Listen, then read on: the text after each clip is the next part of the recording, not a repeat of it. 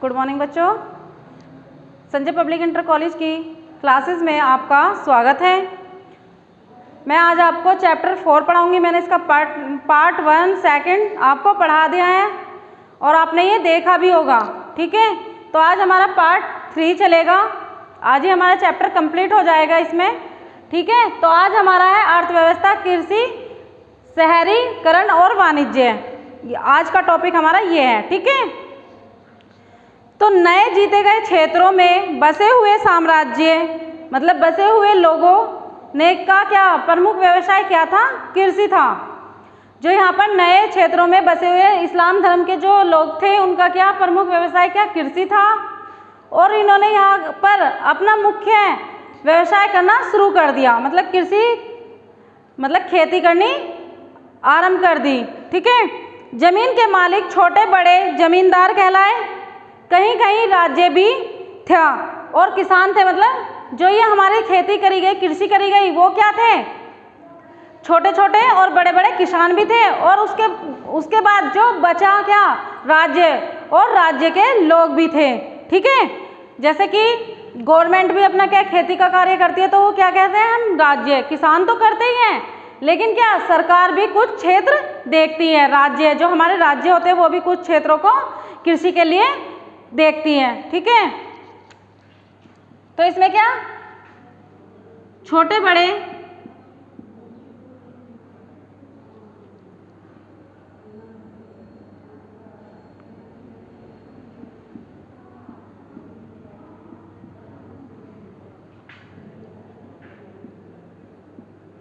बड़े किसान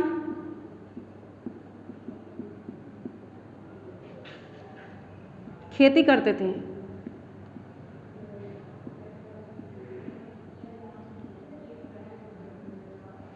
और राज्य भी।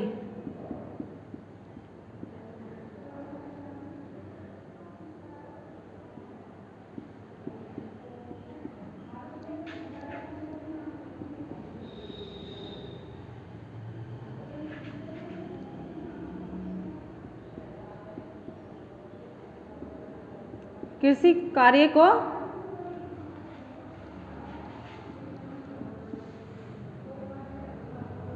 देखते थे।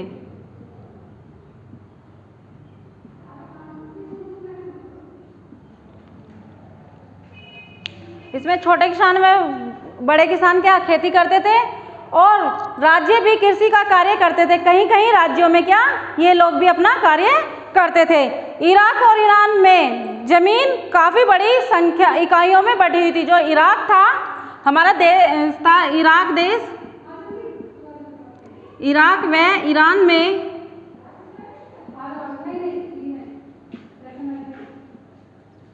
में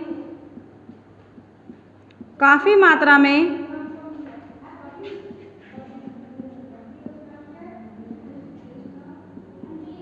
इकाइयों में बटा हुआ था।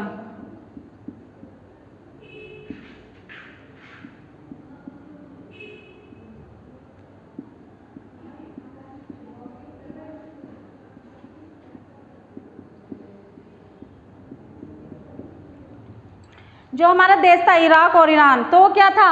ये जो खेती का काम था हमारा, ये काफ़ी क्षेत्रों में काफ़ी बड़ी मात्रा में इकाइयों में बटा हुआ था, मतलब संख्याओं में बटा हुआ था। खेती किसान करते थे और क्या खेती जो करते थे वो क्या किसान लोग करते थे। तो ठीक है, हमारा इतना पॉइंट आपको समझ में आ रहा है ना बेटा? देखो ध्यान से समझना, ठीक है। जो भूमि संपत्ति इस्लामी विजय के बाद मालिकों द्वारा छोड़ दी गई थी, जो हमारी भूमि थी या संपत्ति थी, इस्लामी द्वारा, जो इस्लाम धर्म के लोग थे, उनके द्वारा छोड़ दी गई थी, तो उन्हें क्या करा? वो राज्यों ने अपने हाथ में ले ली। मैंने आपको यहाँ पर भी बताया, खेती कौन करता था? छोटे और बड़े किसान क्या करते थे? कृषि करते थे। लेकिन कोई कहीं पर क्या राज्य भी कृषि करता था, ठीक है। तो ऐसे क्या इस्लाम धर्म के जो लोग थे, उन्होंने क्या खेती करना छोड़ दिया। जैसे ही उन्होंने छोड़ा, तो राज्य के जो लोग थे, उन्होंने क्या करा? उन्हें अपने हाथों में ले लिया और कृषि करना प्रारंभ कर दिया। इसमें क्या जो साम्राज्य के लोग थे, साम्राज्य के विशिष्ट वर्ग के मुसलमानों को दे दी गई। और ये क्या था, जो इस्लाम धर्म के साम्राज्य थे, जो विशिष्ट लोग थे, जो विशिष्ट मुसलमान थे, तो उन्हें क्या ये दे दी गई। और उनमें कौन था, उनमें सबसे बड़ा जो सदस्य थे वो थे खलीफा। इसके सदस्य कौन थे, खलीफा थे। जो बड़ी मात्रा में, जो अधिक विशिष्ट रूप से कौन थे, जिन्हें ये जमीन दे दी गई, विशिष्ट रूप से वो खलीफा सदस्य थे। ठीक है। कृषि भूमि का नियंत्रण राज्य के हाथ में था। जो कृषि का नियंत्रण होता, जो देख रेख होती है, कार्य होता उसका, वो किसके हाथ में था, कृषि का नियंत्रण, जो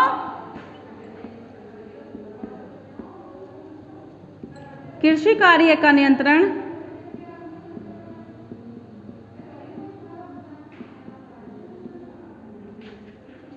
राज्य के हाथ में था।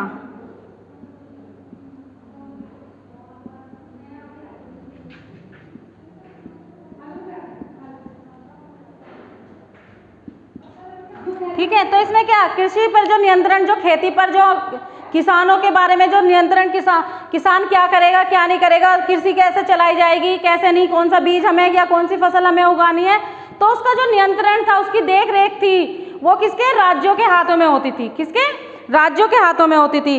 अरबों द्वारा जीती गई भूमि के जो मालिक थे,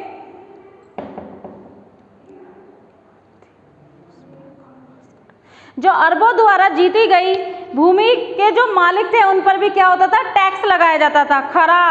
खराज होती थी। खराज का मतलब टैक्स। जो जीती अरबों में जो अरब के लोग थे, उन्होंने क्या करा, इसको खेती को जीत तो लिया, लेकिन क्या करा उन्होंने, उस पर उनसे टैक्स लेना शुरू कर दिया और उन पर क्या, टैक्स लगाना शुरू कर दिया है। खराज पैदावार के आधे से लेकर 5वें हिस्सा दिया करते थे। जो खैराज होती थी,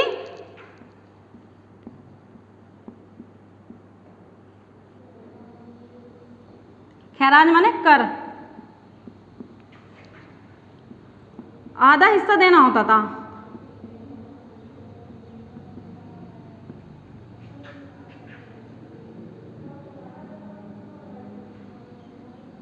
हिस्से का 5वां भाग।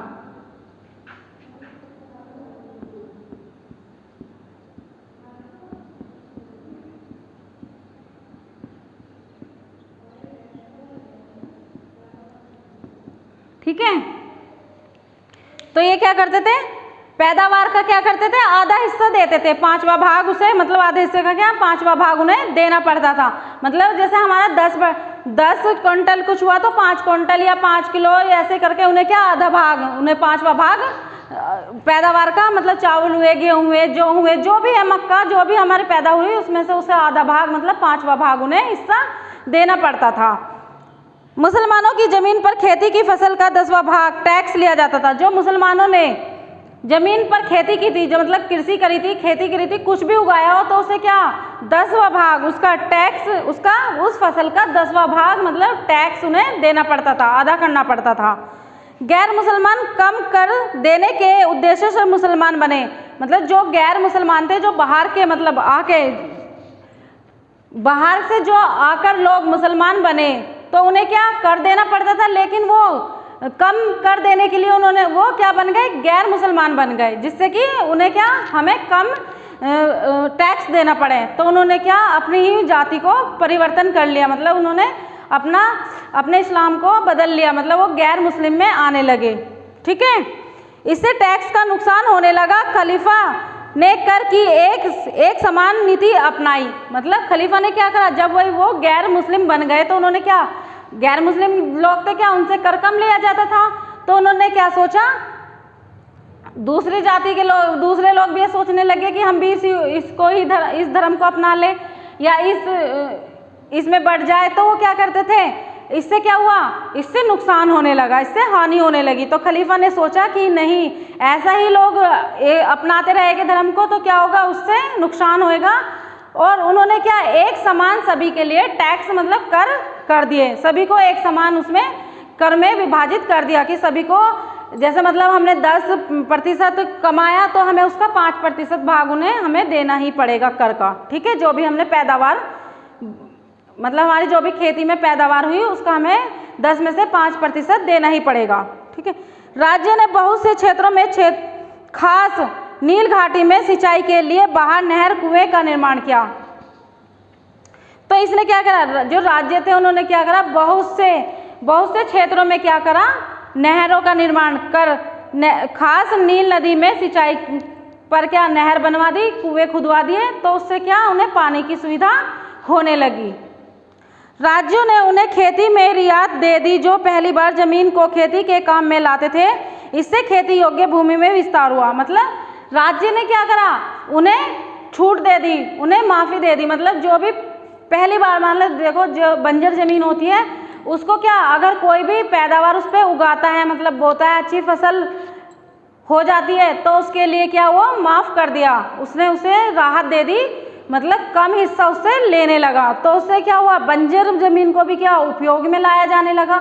तो लालच, ये लालच ही तो एक तरह से लोगों को लगने लगा कि कोई बात नहीं, बंजर ज़मीन पे हम थोड़ी सी मेहनत करके क्या उस पर फसल को उगा देंगे, और जो फसल होगी तो राज्य ने भी क्या करा, उसमें उसे छूट दे दी। मतलब जैसे हमारा 10% हुई तो हमने क्या 5% लिया उनसे, तो उसमें भी उन्होंने क्या 5% से भी कम टैक्स लेना शुरू कर दिया। ठीक है। फिर है नई फसल। जो लोग थे वो क्या नई फसल उगाने लगे, तो इन्होंने क्या नई फसल उन्होंने उगाने, पैदावार करना शुरू कर दिया नई फसल का।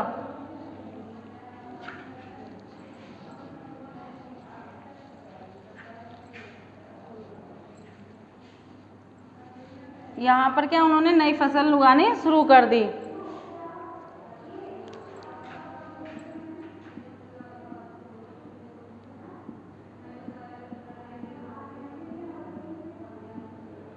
इन्होंने यहाँ पर क्या नई फसल उगानी शुरू कर दी, जैसे संतरा,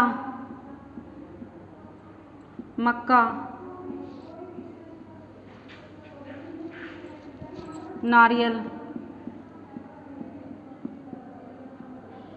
ठीक है। तरबूज,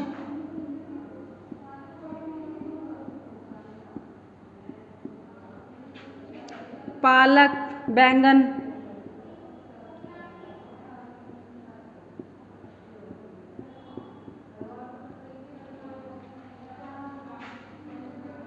खरबूजा,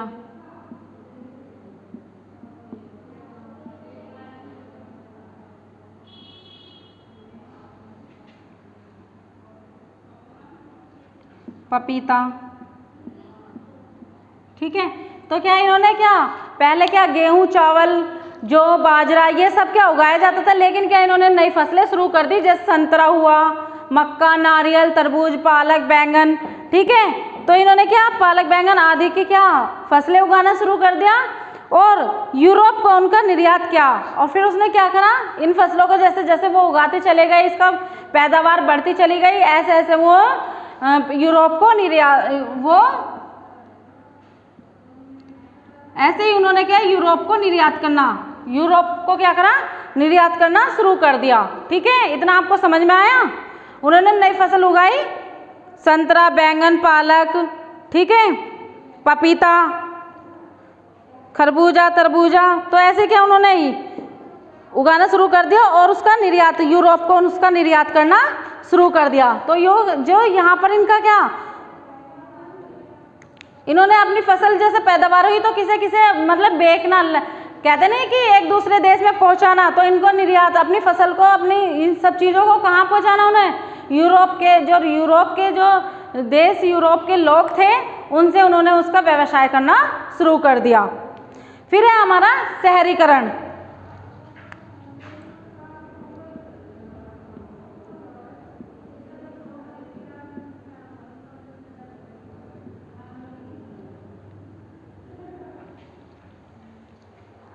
जैसे जैसे शहरों की संख्या तेजी से बढ़ती गई, वैसे वैसे इस्लामी सभ्यता फली फूली। जैसे जैसे क्या हमारी क्या शहर की तरफ संख्या बढ़ती चली गई, वैसे वैसे क्या इस्लाम धर्म के क्या हुआ, वो वैसे ही फलना फूलना शुरू कर दिया। जैसे जैसे उन्नति होती गई भाई, वैसे ही इस्लाम धर्म का क्या प्रचार होता रहा, और अरब सैनिकों का झुंड बसाया गया। जो अरब के लोग थे, उनके जो सैनिक थे, उनका क्या जनसंख्या काफ़ी मात्रा में बढ़ चुकी थी, वो एक झुंड बनाया गया। फौजी शहर, ठीक है, फिर क्या एक फौजी शहर का भी निर्माण करा गया। ठीक है। तो उसमें क्या मिस्र, कुफावा, फसला आदि का निर्माण किया गया।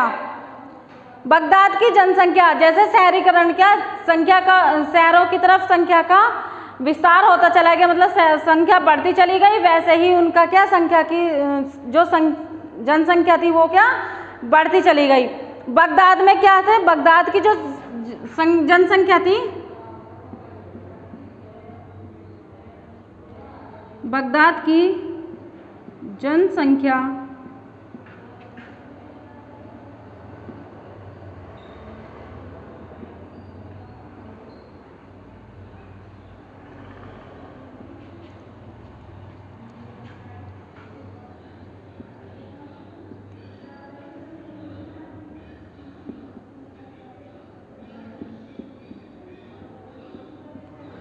तो क्या बगदाद की जो संख्या थी वो 10 लाख होती चली गई या 10 लाख तक पहुंच गई। क्या बगदाद की जो शहरीकरण में क्या उनका आना प्रारंभ हो गया और उन्होंने अपने कस्बे क्या जो अपने वो थे मतलब अपना जो ठिया था उनका रहने का, वो उन्होंने क्या शहर की तरफ अपना करने लग गए और गांव से वो निकलते चले गए। और ऐसे क्या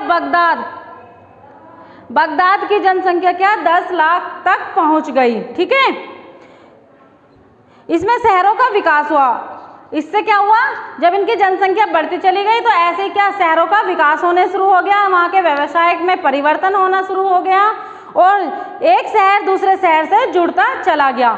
जो एक शहर था वो दूसरे शहर से क्या जुड़ता चला गया, कारोबार बढ़ता चला गया। जब देखो भाई शहर में हम लोग आना शुरू कर देंगे तो क्या जनसंख्या भी बढ़ जाएगी, और जब जनसंख्या बढ़ जाएगी तो क्या होता है, उन्हें अपने व्यवसाय का भी देखना पड़ेगा कि हमें क्या चीज़ करनी चाहिए। तो उनका क्या व्यवसाय भी बढ़ गया वहाँ पर और उनका क्या कारोबार भी बढ़ता चला गया। शहर के केंद्र में 2 भवन समूह हैं। जो शहर का केंद्र था,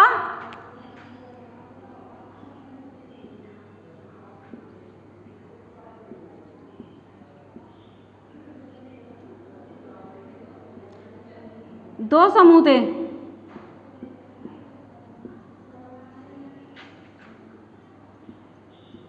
ठीक है, 2 समूह थे हमारे मस्जिद। पहला समूह हमारा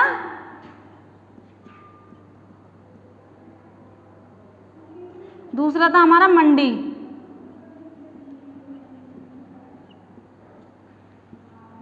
मस्जिद और मंडी। ठीक है, तो इससे क्या मस्जिद क्या था, समूह था, जिसे हम समूह भी कहते हैं। देखो जब नमाज पढ़ते हैं मुसलमान लोग, जब नमाज पढ़ते हैं तो वो क्या मस्जिद में ही तो पढ़ते हैं, तो क्या वहाँ पर पूरा इकट्ठा हो जाता है, लोग जो क्या इकट्ठे हो जाते हैं, वो जनसंख्या क्या इकट्ठी हो जाती है, तो वो कहलाता है हमारा समूह। ये क्या जहाँ पर इन्होंने ये मस्जिद थी वो क्या थी, काफ़ी बड़ी मात्रा में थी, वो इतनी फैली हुई थी कि दूर से भी वो क्या चमक जाती थी, दूर से भी वो दिखाई देती थी। दूसरा है हमारा मंडी। तो मंडी में क्या अनेक दुकानों की कतारें थी, वहाँ पर अपना व्यवसाय कर सकते थे हम, साग सब्जी फलों का हम क्या निर्यात कर सकते थे, और कार्यालय भी थे, व्यवसाय के आवास भी थे। तो क्या मंडी के पास क्या थे, कार्यालय भी थे, खुले हुए थे कार्यालय, और आवास भी थे मंडी के पास, मतलब कुछ मकान घर भी बने हुए थे, जिससे कि हमें आसानी से वहाँ क्या हम निर्यात कर सकते। ठीक है, शहर प्रशासन तथा विद्वानों का, सामान्य नागरिकों का क्या था, वहाँ पर घर भी था और वहाँ क्या क्वार्टर भी होते थे, घर और क्वार्टर होते थे जिसमें वो लोग रहा करते थे। प्रत्येक में अपनी मस्जिद गिरजाघर, और प्रत्येक समुदाय में जो मस्जिद थी वो गिरजाघर था, वो क्या था वहाँ पर क्या उसके आसपास क्या थे, बहुत सारे सिनेमा घर थे, स्नान मतलब गृहशाला था, मतलब रहने के लिए। ठीक है, सराय थे बहुत सारे, सराय मतलब जो रुकने के लिए, अगर हम देर रात अगर हम शहर में ना रुक पाए कहीं, तो क्या कहते थे, हम सराय में रुक सकते थे। वहाँ पर शहरों में क्या सराय बने होते थे, तो हम उन सरायों पर देर रात को हम वहाँ रुक सकते थे। ठीक है, फिर है शहर के बाहरी स्थल। जो शहर का बाहरी स्थल था वो क्या था, गरीब जो शहर के जो गरीब लोग थे उनको क्या वो प्रोवाइड किया जाता था, मतलब वहाँ पर क्या मकान बनाए जाते थे जो शहर से थोड़ा सा हटकर बने होते थे, वो गरीब लोगों के लिए वहाँ पर उनका रहने सहने का के लिए बना दिया जाता था। और हरी साग सब्जियों जैसे बाजार लगते थे छोटे छोटे, और काफिलों के ठिकाने होते थे। मतलब काफिलों के मतलब जो अपना ठिकाना छोड़कर दूसरे उसमें चला जाता ना, काफिल जो थे हमारे, आज ताबू जो बनाए के लोग रहते थे कबीले, तो वो क्या, अगर हम वहाँ से उठ जाए दूसरे आज हम यहाँ आज हम वहाँ, तो वो लोग क्या थे, काफिले, उन्हें काफिले कहा जाता था, तो वो लोग वहाँ पर जाके रह सकते थे। अस्वच्छ दुकानें, फिर हमारा पॉइंट था अस्वच्छ दुकानें। अस्वच्छ दुकानें किसे कहेंगे? जहाँ पर मीट मच्छी वगैरह ये सब मिलते हैं तो उन्हें क्या कहते हैं हम? अस्वच्छ दुकानें। ठीक है, चमड़ा, कसाई, रंगाई, बुनाई, ये सब क्या होता था? अस्वच्छ दुकानें होती थी।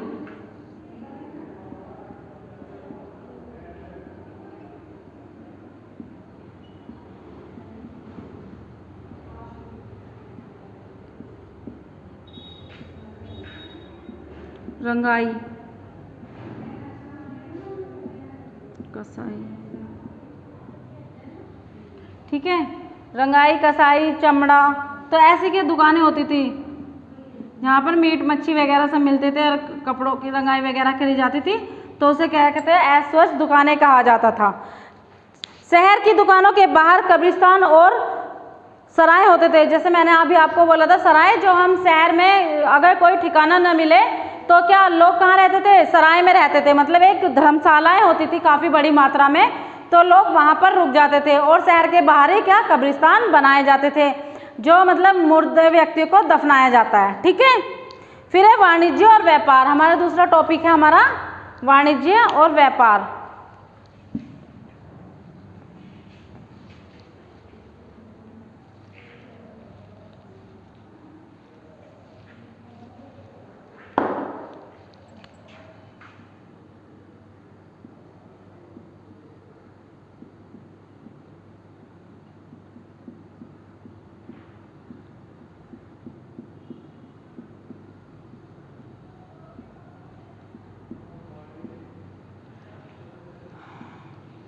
अधिक जनसंख्या में क्या, इस्लाम धर्म के लोग क्या करते थे? अपना व्यापार करते थे। एक क्षेत्र से दूसरे क्षेत्र से तक अपना सामान निर्यात करना, या एक देश से दूसरे देश में अपना व्यापार करना। तो इराक व्यापारी क्या थे? मध्य एशिया की वस्तुओं को लाने के लिए बगदाद से क्या करते थे? बगदाद में एक रास्ता हुआ करता था, रेशम मार्ग। ठीक है, तो रेशम मार्ग से वो क्या, चीन जाते थे। जो एशिया के ईरानी व्यापारी जो थे, वो क्या कहते हैं, बगदाद का एक रास्ता था रेशम का मार्ग, तो वहाँ से क्या वो चीन के लिए अपना सामान निर्यात करने के लिए जाते थे, आते थे। ठीक है, इस्लामी सिक्के वेल्गा नदी के आसपास के क्षेत्र में बड़ी संख्या में मिलते थे। जो इस्लामी सिक्के थे वो वेल्गा नदी थी उसके आसपास बड़ी मात्रा में मिलते थे। बाजारों में दास दासियों का भी मतलब बाजारों में क्या, दास दासियों का भी व्यापार हुआ करता था। जो दास थे, जो दासियाँ थी, वो क्या काम करने के लिए खरीदे बेचे जाते थे। मतलब अपना कोई भी काम है, अपने घर का, अपने खेती किसान का, तो उन्हें क्या, उनसे कराने के लिए उनका भी व्यापार किया जाता था। सोना अफ्रीका से, चांदी मध्य एशिया, कीमती धातु और सिक्के यूरोप में आते थे। जो सोने चांदी के सिक्के होते थे वो क्या थे? सोना अफ्रीका, सोना जो था वो अफ्रीका से, मध्य एशिया,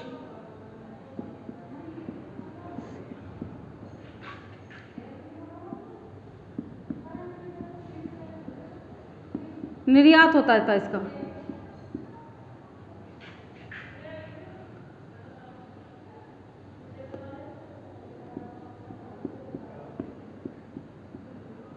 ठीक है, सोने का जो निर्यात होता था वो अफ्रीका से मध्य एशिया के लिए काफी मात्रा में होता था, सोना चांदी का। ठीक है, कीमती धातु और सिक्के यूरोप में पाए जाते थे।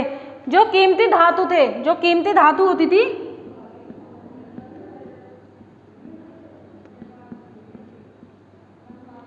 यूरोप से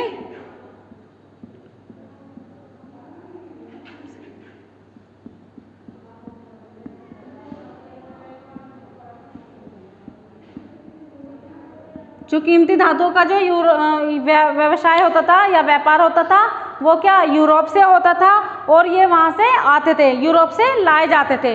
इनका निर्यात क्या यूरोप में होता था। ठीक है, फिर है विद्या और संस्कृति। हमारा टॉपिक है विद्या और संस्कृति।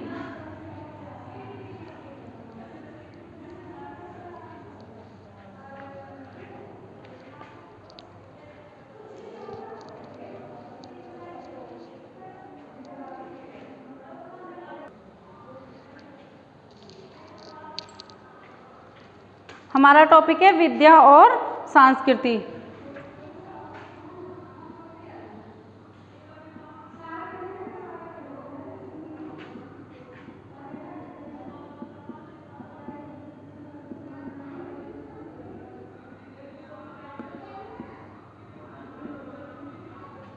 ठीक है, तो इसमें क्या ईश्वर की जो इच्छा को जानने के लिए एकमात्र तरीका मुस्लिम विद्वानों ने क्या करा, कुरान को माना।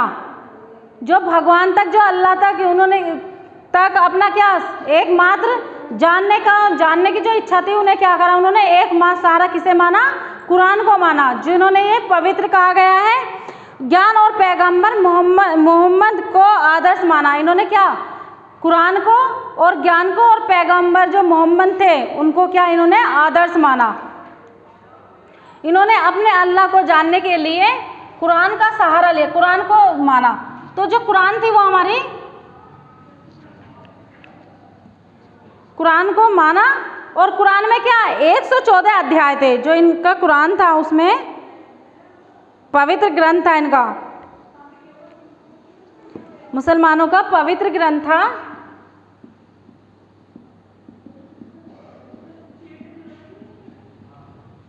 मुसलमानों का पवित्र ग्रंथ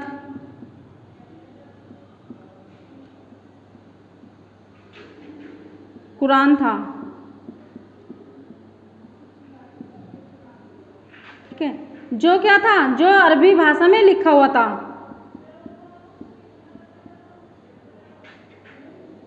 अरबी भाषा में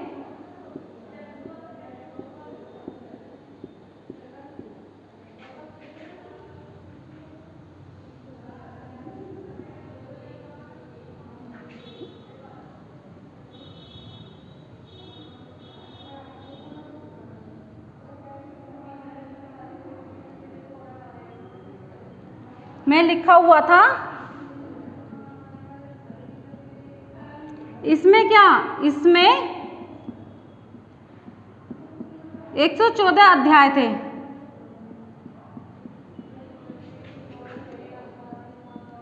इन्होंने कुरान को पवित्र माना और इसमें क्या 114 अध्याय थे।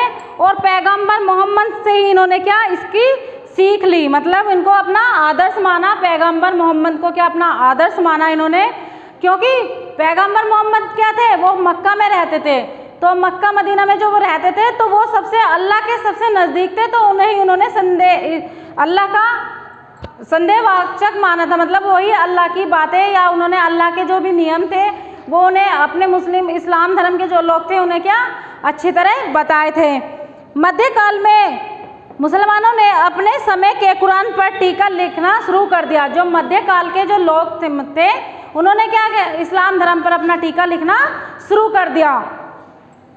मोहम्मद भी प्रमाणित थे। इसमें क्या, जो हजरत मोहम्मद थे पैगंबर थे वो क्या उसके प्रमाणिक थे, वे उनके क्या आदर्श माने गए कि हम इस्लाम धर्म को कैसे, अपने इस धर्म को आगे ले जाए या इसका कैसे हम प्रचार करें। ठीक है, शरिया मोहम्मद को निर्देशित। तो इसमें क्या कहा, जो मोहम्मद थे उनको क्या कहा गया, निर्देश माना गया है कि जो भी ये बात कहते हैं, जो भी हमारे अल्लाह के प्रति क्या हमसे प्रार्थना करने के लिए या आराधना करने के लिए कहते हैं वो एकदम सही कहते हैं, उनकी बात को कोई भी नकारता नहीं था। उसके बाद है सूफी लोग। सूफी लोग क्या थे, इसमें रहस्यवाद थे। जरिए खुदा अधिक गहरा और अधिक क्या करा, व्यक्तित्व ज्ञान प्राप्त करना चाहा। उन्होंने क्या कहा, सूफीवादी जो लोग थे वो क्या रहस्यवादी थे और उन्होंने क्या करना, उनसे ज्ञान प्राप्त करना चाहा। उन्होंने उन इस्लाम लोगों से क्या कहा, उनसे ज्ञान प्राप्त करना सोचा कि हम इन लोगों से ज्ञान अर्जित कर लें। ठीक है, इतना आपको समझ में आया? ये हमारी संस्कृति के बारे में बात कही है। ये फिर है हमारी 8वीं व 9वीं शताब्दी में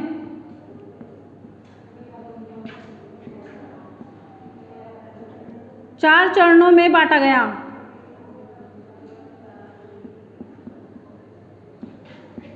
में विभाजित किया गया इसको।